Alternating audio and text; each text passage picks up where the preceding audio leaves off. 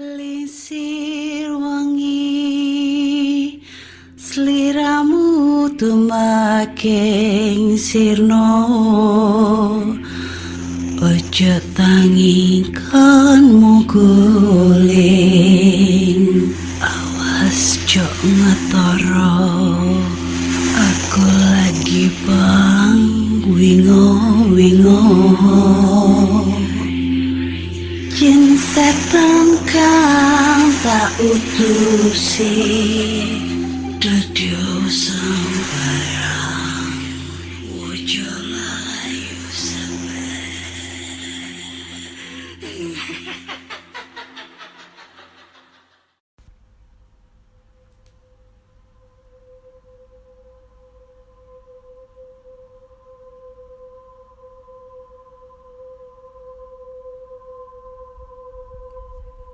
Assalamualaikum warahmatullahi wabarakatuh. Selamat datang di podcast kisah horor.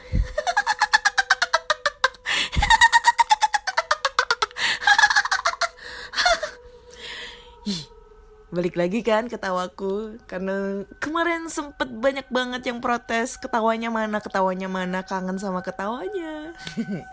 Ketemu lagi dengan aku Ana di sini akan membacakan cerita horor ataupun email berhantu yang sudah dikirimkan teman-teman melalui podcast kisah horor @gmail.com ataupun di DM Instagram podcast kisah horor, DM Instagram Ana Olive serta Google Form yang linknya tersedia di bio Instagram podcast kisah horor.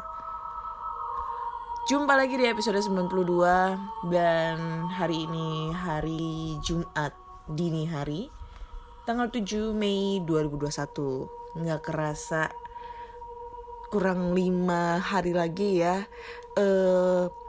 puasa kita akan selesai dan menyambut hari kemenangan, hari Idul Fitri. Wah, nggak sabar banget ya. Gimana di daerah kalian? Udah mulai penyekatan apa belum? Udah pada mudik apa belum? Terus pas mudik ada yang disuruh balik nggak? Kalau di Surabaya sekarang udah mulai penyekatan mulai dari kemarin malam ya kayaknya, atau mungkin tadi malam. Terus ada lagi pas waktu pulang kerja itu kan kebetulan tempat kerjaku itu deket sama perbatasan Surabaya sama Madura tuh, jembatan Suramadu. Nah tadi pas pulang kerja tuh macet sangat karena kebanyakan warga Madura itu yang dari Surabaya, dari luar kota, dari manapun itu pada mudik ke Madura, ngelewatin jembatan. Nggak taunya udah ditutup dong jembatan Suramadu. Jadi yang mau pulang ke Madura pada nggak bisa. Makanya menjadi ngantri gitu ya di mana?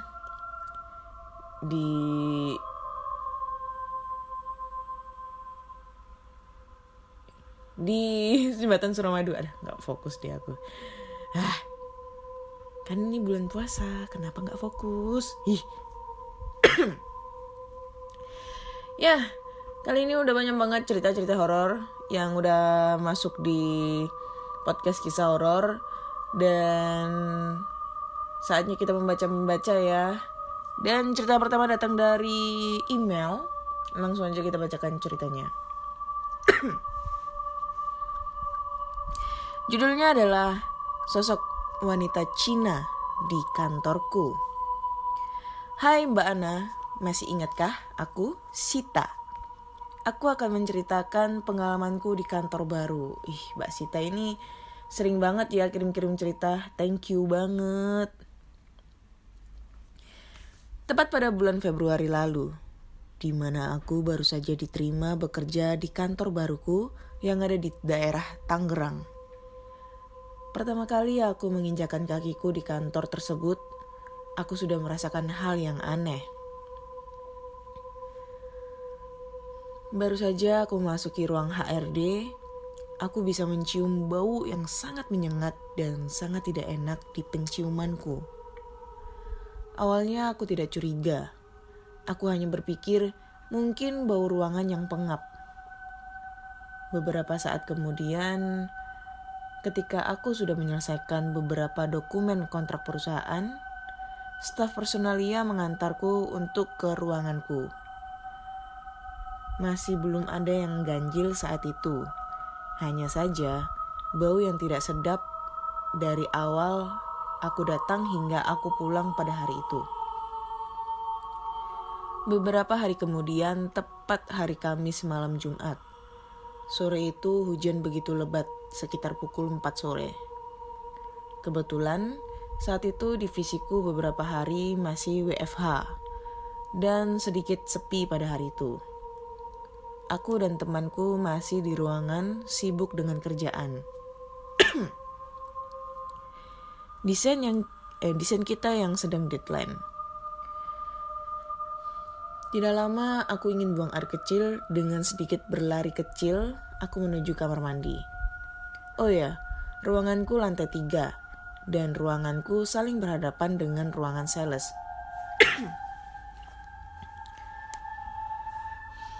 Setelah aku buang air kecil, aku keluar dari toilet. Seperti biasa, aku harus melihat ruang sales yang sedikit terbuka. Mataku terperanjat, aku diam terpana, melihat wanita menggunakan pakaian Cina berwarna merah, berambut panjang, berwajah pucat, menunduk menghadap ke bawah sambil melirik ke arahku sedikit, lalu tersenyum dingin. Spontan, aku berlari kecil dan menarik nafas panjang ke ruanganku. Anehnya, wanita ini muncul dan menampakkan diri padaku hanya di hari Kamis sore saja. Tepat di Kamis sore berikutnya, seperti biasa, aku paling sering ke kamar kecil. Karena aku tidak kuat hawa dingin dan kebetulan senang minum air putih di kantor. Ketika aku ke kamar kecil, kebetulan toilet kantorku dekat tangga lantai 4 dan yang konon katanya lantai 4 sedikit angker. Lagi-lagi, aku tidak peduli itu. Aku tetap ke toilet dengan biasa aja. Namun, astaga, ketika aku keluar dari pintu toilet, ya Tuhan, wanita itu ada di hadapanku. Dengan wajah pucat oriental, menunduk ke bawah dan tersenyum lebar hingga hampir menyentuh telinganya. Ya Tuhan, aku terperanjat gemetar. Aku hanya menutup mataku dan berdoa agar dia pergi. Dan aku tahu sekarang mengapa dia selalu datang kepadaku hanya di hari Kamis. Karena wanita itu ingin menyampaikan agar tidak berisik ketika sore di ruangannya. Karena beberapa temanku terkadang berisik dan berteriak kencang. Dia merasa terganggu dengan hal itu. Setelah itu ia masih tetap muncul walaupun tidak sesering sebelumnya. Wanita itu kadang duduk di tangga, tersenyum anggun, kadang tersenyum sedih. Entah siapa dia, tapi aku sadar dia adalah salah satu bagian dari perusahaan ini dan akan terus ada di lantai 2 bersama kami. Sudah Mbak Ana, segitu dulu. Semoga cerita ini memberikan kesan moral yang baik untuk saling menghargai satu sama lain. Walaupun dari dunia berbeda, karena hal gaib juga perlu dihormati seperti kita. Maaf jika ada kalimat yang tidak berkenan dan ceritanya kurang seram. Thanks Mbak Ana, sehat selalu. Regards me, Sita. Thank you Kak Sita. Agak bindeng ya suaranya. Jadi ngomongnya ngap guys. Pengap. Keren banget sumpah. Kalau ceritanya Kak Sita tuh keren-keren. Karena cerita sebelumnya itu kalau gak salah yang itu ya. Yang Kak Sita melihat hal yang tidak mengenakan tentang papanya itu, kalau gak salah almarhum papanya yang melihat melihat papanya meninggal tapi kayak dejavu gitu loh, ngelihat di mimpi terus gak taunya gak lama kemudian menjadi kenyataan. Terus sekarang lanjut cerita berikutnya. Masih batuk lagi.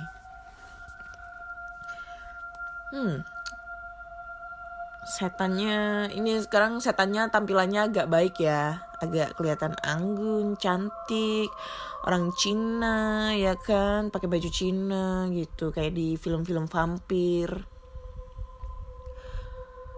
Maybe mungkin dia adalah salah satu penunggu di ruangan di bangunan itu sebelum bangunan itu terjadi gitu loh. Kalau biasanya aku suka dengerin cerita-cerita di podcast kisah horor ataupun mungkin cerita-cerita di YouTube yang maksudnya yang kayak penelusuran terus mengatakan oh ada ini di sini ada noni Belanda, di sini ada wanita Cina, terus pada nanya kenapa ini noni Belanda bisa di sini padahal sekarang setannya udah jadi kuntilanak, genderuwo, pocong, tuyul dan sebagainya. Nah itu pasti ceritanya ya karena ini dulu adalah bangunan Belanda, dulu ini adalah dia dulu tinggal di sini begitu bla bla bla bla bla bla. Jadi bisa disimpulkan si Cina, janganlah ngomong si Cina. Si cewek tersebut hantu cewek tersebut adalah penunggu di saat bangunan kantor itu jadi gitu loh.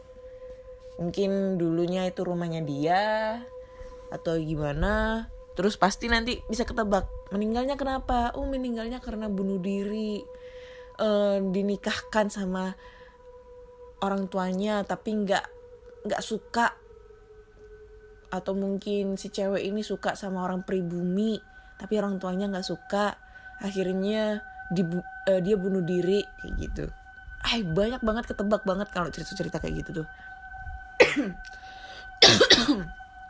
Gitu. Dan benar apa kata Mbak Sita ya, seperti yang sudah aku jelaskan di episode sebelumnya. Jadi kita tuh harus saling menghormati ya, saling menghargai tata krama, harus dijaga, nggak usah teriak-teriak apapun segala macam.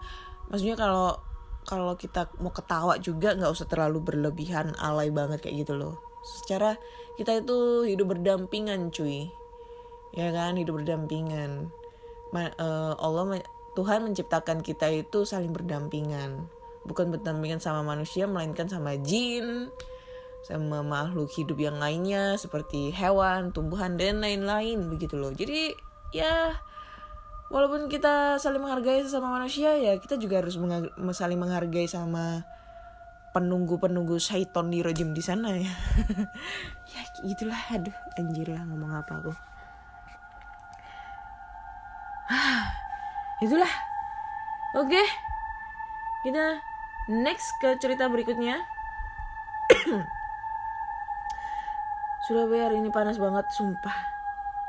Nggak kuat hawanya. Cerita berikutnya. Ini langsung ke topik cerita ya. Halo Kak Ana, aku mau berbagi cerita. Saat itu keluarga kami berencana pergi ke hajatan pamanku. Tapi aku tidak ikut karena aku besok ada ulangan dan tidak boleh bolos. Karena mereka akan menginap di rumah pamanku selama sehari. Mau tak mau hanya tinggal aku sendirian di rumah.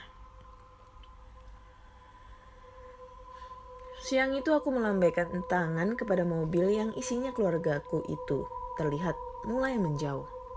Seharian aku menghabiskan waktu dengan membaca-baca bahan ulangan untuk besok.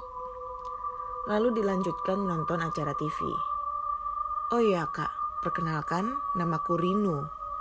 Aku tinggal di sebuah rumah yang berlantai 2. Lantai 2 tersebut jarang dipakai karena di sana hanya ada satu kamar dan diisi oleh barang-barang yang tidak dipakai atau bisa juga disebut gudang.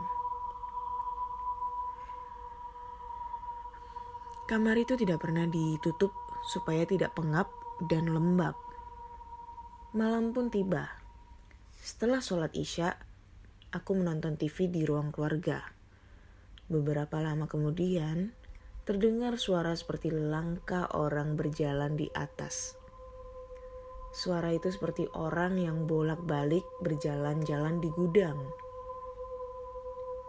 Siapa itu? Apa mungkin tikus? Tapi kalau tikus kan gak mungkin seberat itu suaranya. Aku mulai melangkah menaiki tangga dengan perlahan tapi pasti. Akhirnya sampai pada anak tangga yang terakhir. Aku melihat sekeliling, tapi tidak ada apa-apa di sana. Tidak ada tikus atau apapun. Segera mungkin aku kembali ke bawah. Aku lihat jam sudah menunjukkan 10 malam, tapi aku belum merasa mengantuk sedikit pun. Aku dikagetkan dengan suara seperti ada benda yang terjatuh di lantai 2. Aku langsung naik ke lantai 2 dan seketika aku lihat tidak ada apa-apa. Hanya ada sebuah mainan yang terjatuh dari kardusnya. Lalu aku memasukkan kembali ke tempatnya. Aku kembali ke bawah dan melanjutkan menonton TV. Aku ingat sekali di TV terlihat tayangan orang yang sedang kerasukan dan diinterogasi oleh host dan seorang ustadz. Oke, gue tahu ini acaranya. Setengah jam berlalu, aku mulai mengantuk. Aku mematikan TV. Ketika aku berdiri mau menuju ke kamarku, ada yang melempar sebuah spidol ke kepalaku dari arah lantai 2. Anjir. Aku mulai ketakutan dan segera masuk ke kamar. Ketika itu aku langsung SMS ibu dan bercerita tentang hal tadi dan menyuruhnya pulang sekarang. Tapi ibuku berkata, "Masa di rumah sendiri ada hantu? Kamu makanya jangan suka nonton film hantu mulu." Dan akhirnya aku membaca doa yang aku bisa dan berharap segera tertidur. Belum sempat aku menutup mata, terdengar suara pintu kamarku seperti ada yang membukanya. Krek. Aku langsung bersembunyi di balik selimut dan berkata, "Pergi, jangan ganggu aku. Aku gak pernah ganggu kamu ya." Terdengar suara langkah seseorang yang menghampiri kasurku, dan ketika aku lihat, ya Tuhan, ada sesosok wanita dengan daster putih yang lusuh dan rambutnya yang panjangnya sampai menyentuh lantai, menutupi mukanya, dan dia menghampiriku. Anjir. Serta duduk di kasurku, lalu lanjut memegang kakiku. Anjay. Kurasakan tangannya yang dingin menembus selimutku. Dan ketika aku lihat tangannya hitam, kasar seperti borok. Aku menendangnya tapi tidak bereaksi apa-apa padanya. Lalu aku berlari keluar dan aku menginjak karpet dan terpeleset. Serta kepalaku terbentur meja kecil. Esoknya aku terbangun. Kulihat ada orang-orang yang tak asing lagi bagiku. Ya, mereka adalah keluargaku. "Di mana aku?" tanya aku pada ibuku. "Kamu di rumah sakit," jawab ibu lalu memeluk erat sambil menangis. Oh, beda, salah. "Kamu di rumah sakit." Kan sedih guys, sedih. Terus mana nih? Oh ini. Katanya aku ditemukan ibu pingsan dengan kepala mengeluarkan darah di kamarku. Keluargaku pulang lebih cepat karena khawatir dengan SMS dan telepon mereka yang tidak dibalas dan diangkat.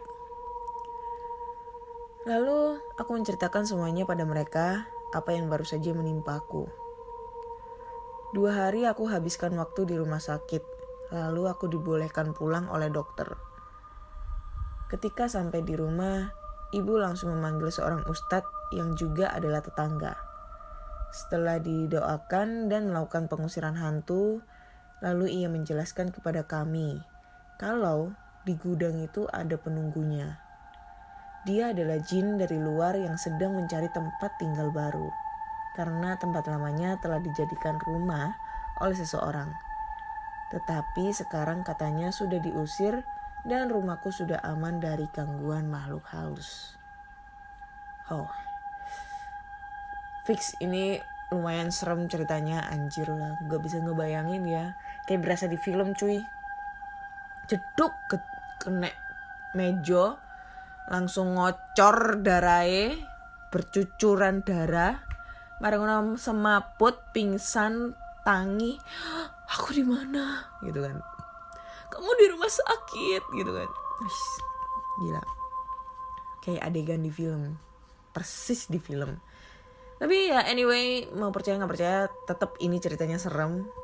Gue nggak bisa ngebayangin kalau misalnya itu terjadi sama aku ya. Secara aku tuh udah sering terjadi gangguan yang ada di rumahku yang di atas ini, lantai 2. Karena aku di lantai 2 ini tinggal, maksudnya di lantai 2 itu yang nempatin aku doang ya, karena kamarku di pojok. Terus tengah itu kayak model ruang tamu gitu kan, tapi dipakai buat naruh lemari pakaian gitu kan, otomatis kan kosong. Dan di sebelah tangga itu adalah gudang, dan di area situ yang biasanya banyak yang sering aku dapat gangguan suara-suara gitu loh. Karena area situ agak lumayan kotor sih, gudang ya. Walaupun gudangnya terbuka, tapi kan aku jarang banget nginjek kakiku di situ kalau nggak hal tertentu gitu. Ya itu, karena memang kebanyakan itu makhluk halus itu atau syaiton itu kan sukanya yang tempat-tempat yang lembab, kotor. Terus bau apa nih, Rek? Enak banget, sumpah. Terus habis itu nggak berpenghuni gitu loh. Karena rumahnya siapa tadi namanya? Anjay, lupa. Si Rino ini kan emang yang ditempatin kan di bawah, di atas itu kan nggak dipakai. Otomatis kan suasananya kan jadi horor karena jarang banget orang ke atas, jarang dikunjungin lah. Jadinya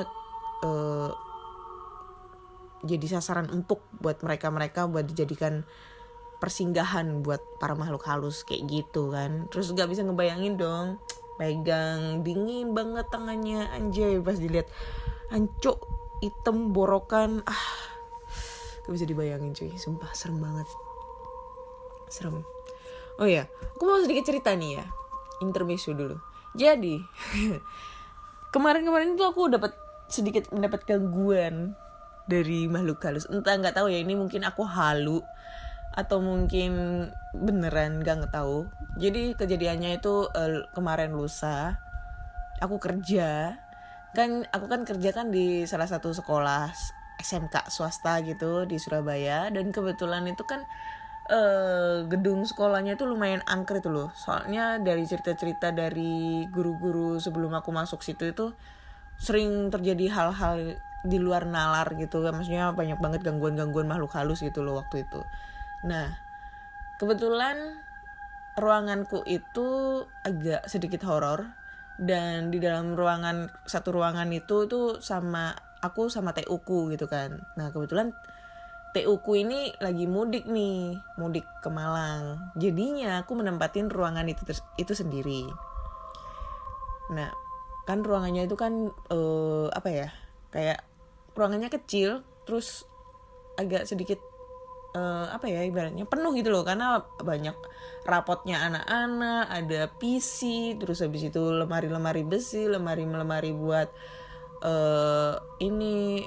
kegiatan sekolah kayak gitu kan. Nah, kerasa horor dong karena nggak ada temennya. Akhirnya aku ke ruangan tengah kumpul sama guru-guru lainnya, tapi posisinya aku duduk di depan pintu ruanganku gitu. Pada saat itu pintu ruanganku itu agak ketutup gitu loh. Jadi ya ketutup tapi agak kebuka gitu lah. Ya kebukanya itu cuma berapa sih, 1/4 gitu loh. Nah, pas lagi ngobrol-ngobrol mainan laptop, ekor mataku itu kayak nangkep sekelebat bayangan, zet gitu, cepet banget dari arah meja TU-ku ke nabrak ke lemari besi di depannya gitu. Langsung aku buka dong, langsung aku buka, terus aku cerita sama guru-guru. Guru-guru pada takut semua kan. Posisinya itu siang lah, jam-jam 2 lah kayak gitu. Ya terus aku mikir, mungkin aku halu kali ya, halu gitu. Nah terus ada salah satu guru itu duduk di mejaku. Ya udah aku ikutan duduk, masuk ke dalam ruanganku, karena aku juga harus menyelesaikan pekerjaanku di sana. Yang tadinya aku kerjakan di luar, aku mau kerjakan ke dalam karena ada perlunya. Soalnya kan waktu itu aku nggak berani tuh ke dalam sendirian. Ya udahlah, mumpung ada temennya gitu kan. Dah. Terus dia keluar mau wudhu gitu loh, mau sholat asar. Akunya masih masih ngerjakan tugas gitu, ngetik di depan PC aku. Nah, tiba-tiba posisinya itu temen ngajar aku itu, dia itu keluar ninggalin tempat duduknya itu ada sekitar 15 menitan lah gitu. Jadi akhirnya aku di ruangan itu sendirian dengan posisi pintunya kebuka lebar gitu ya. Nah temenku itu habis duduk di kursi yang ada rodanya gitu loh. Nah dia kan udah keluar tuh sekitar 15 menitan, lumayan lama lah. Tiba-tiba kursi yang habis didudukin itu kegeser.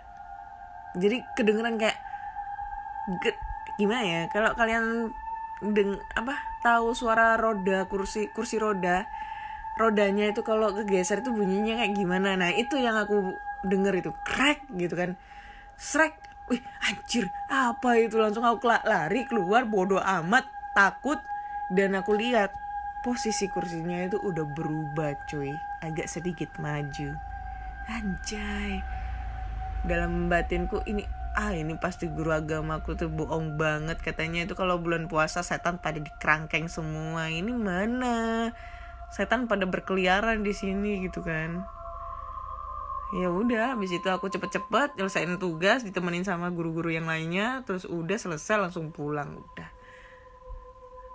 sumpah itu baru kali ini aku mengalami hal yang, ya walaupun aku ngelihat poltergeist itu cuma sekedar suara dan aku nggak ngelihat sendiri, tapi setidaknya aku ngelihat perubahan posisi kursinya itu, dari yang berubah dari posisi yang tadinya begini terus dia berubah jadi maju, agak sedikit maju gitu loh, jarak mungkin sekitar 10 cm atau 15 cm lah dari tempatnya yang semula gitu.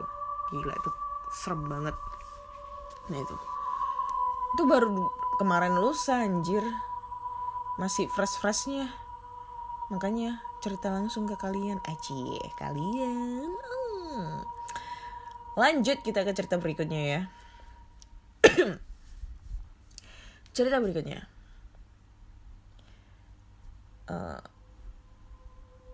ini, saat itu malam minggu sekitar pukul 8:30, aku dan temanku Rizkia pergi ke sungai. Kami duduk di atas batu. Keadaan malam itu awalnya biasa aja. Aku dan Rizkia masih berbincang-bincang, bercerita seperti biasa. Wanjay, lu malam-malam ngapain anjir? Di sungai tidak ada orang sama sekali, hanya ada aku dan Rizkia. Aku sudah merasakan aroma-aroma, aku mencium aroma-aroma yang tidak enak ini. Malam saja, keadaannya sepi dan gelap. Pasti orang tidak berani ke sungai malam hari. Berbeda dengan orang-orang, aku dan Rizkia malah sering main di sungai malam hari. Oh, perempuan. Oke. Meskipun kami perempuan, tapi kami tidak takut karena selama ini kami tidak pernah merasakan gangguan apapun. Tapi berbeda dengan malam ini. Saat Rizkia bercerita, aku asik mendengarkan. Tapi lama-lama mataku tertuju pada sebuah batu besar di bawah pohon bambu. Awalnya aku masih biasa aja karena tidak ada apa-apa. Aku masih fokus dengan cerita Rizkia. Tapi lama-lama aku merasa tidak nyaman karena aku merasa ada yang memperhatikanku. pandanganku kembali tertuju pada batu besar itu. Aku melihat bayangan putih tertidur di atas batu besar itu. Aku masih diam karena aku merasa itu bukan apa-apa. Aku kembali mendengarkan cerita Rizkia. Tapi selalu saja aku merasa ada yang memperhatikanku. Entah mengapa, pandanganku selalu tertuju pada batu itu. Aku tidak bicara apapun kepada Rizkia karena aku gak mau ditinggal lari jika aku bicara. Aku terus saja memperhatikan batu itu. Lama-lama bayangan itu menjadi jelas. Bayangan itu membentuk menjadi pocong yang semakin jelas. Aku tetap terdiam dan memperhatikan pocong itu. Sampai-sampai aku tidak memperhatikan Rizkia bercerita. Karena aku penasaran, aku masih saja melihat pocong itu. Tapi lama-lama, hantu pocong itu tersenyum. Rasanya jantungku seperti mau copot. Aku berbicara kepada Rizkia agar kita pulang. Akhirnya kami pun bergegas meninggalkan sungai. Saat itu, Rizkia belum tahu apa yang aku alami. Setelah sampai di belakang rumah Rizkia, aku menceritakan semua. Walaupun kami perempuan, umur kami 16 dan 17 tahun. Kami tidak pernah kapok untuk bermain di sungai malam hari. Ini adalah cerita teraneh yang aku dapat ya. Anehnya bukan karena penampakan hantunya, tapi melainkan ngapain lu gitu loh malam-malam ke sungai gitu kan berdua. Ya curiga ini kayaknya yang kirim bukan cewek deh, ini pasti cowok. Ngapain cuy lu malam-malam berduaan gitu kan di sungai, ya kan, duduk di atas batu di sungai, pasti mau mesum kan. Kalaupun cewek sama cewek ya siapa tahu gitu kan, jeruk makan jeruk, kita kan gak ada yang tahu ya. Banyak banget tuh yang lesbong di luar sana, ya kan. Lagian di sungai ngapain anjir malam-malam, enakan di rumah. Ya kalau sungainya model-model kayak gimana ya, ibaratnya itu yang aman, damai, tentram, penerangannya banyak gitu, nggak apa-apa lah. Ini kayaknya gelap deh. Terus kayak ya sungai biasa gitu aja lah. Terus nanti kalau misalnya lu enak-enak ngobrol cerita, terus nggak taunya kakimu ditarik dari bawah, jebur, hanyut, ditemukan kemudian tidak bernyawa, gimana coba? Terus dia ngelihat pocong yang tadinya ngelihat putih-putih lagi tiduran di atas batu, terus dilihat terus sehingga bayangan tersebut membentuk sebuah pocong. Mungkin ya, ini mungkin karena pocong itu juga butuh relaksasi, bro, ya kan? Akhirnya lu lihat dianya senyumnya itu senyum bahagia gitu loh, karena dia itu butuh refreshing gitu kan. Makanya pocongnya itu tidur di atas batu. Kalau kalian pernah ngelihat kayak film-film gitu kan, tidur di atas batu, apa tidur di taman gitu kan, sebuah taman di malam hari sambil ngelihat bintang jatuh, bulan purnama. Indah banget. Nah, itu yang dirasakan sama si pocong itu, cuy. Pocong itu butuh refreshing, butuh relaksasi gitu kan. Dia jenuh dengan kehidupannya yang selalu menakut-nakuti manusia. Dia capek dengan kondisinya yang selalu tangannya diikat, lompat-lompat. Dia capek. Dia butuh ketenangan. Makanya dia tuh menenangkan diri dengan cara tiduran di atas batu di pinggir sungai, mendengarkan derasnya aliran air sungai, lalu melihat bintang, bulan, terus tiba-tiba dia ngelihat bintang jatuh, make a wish. Semoga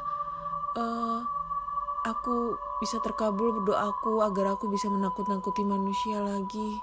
Karena manusia sekarang semakin hari semakin ganas, lebih ganas daripada hantu, ya kan?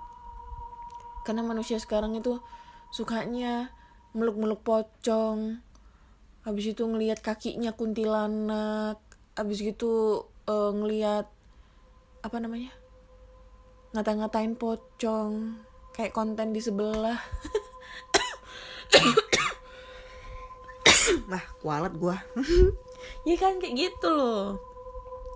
Pocong juga, hantu juga punya rasa, punya hati.